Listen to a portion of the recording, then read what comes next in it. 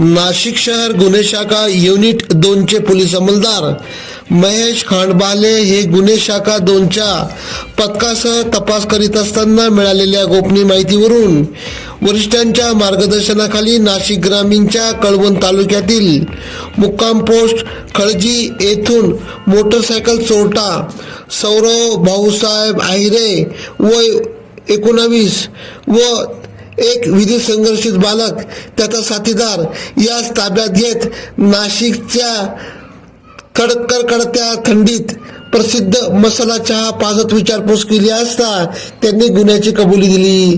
त्यांच्या ताब्यातून 1 लाख रुपये किमतीचे यामाहा कंपनीची R15 होंडा स्प्लेंडर अशा 2 मोटरसायकली हस्तगत करण्यात आल्या।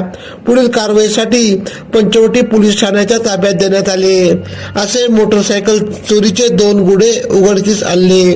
सदरची कामगिरी गुन्हे शाखा युनिट क्रमांक 2 चे प्रभारी अधिकारी सहाय्यक पोलीस निरीक्षक हेमंत तोडकर, सहाय्यक पोलीस निरीक्षक डॉक्टर समाधान हिरे यांच्या मार्गदर्शनाखाली पोलीस हवालदार मनोहर शिंदे, सुनील आहेर, वाल्मिक चव्हाण, महेश खांडबाले, तेजस मते, परवीन वानखेडे, जितेंद्र वजरे आदींनी केली। AKP न्यूज साठी ब्युरो चीफ अनवर खान पठाण, नाशिक।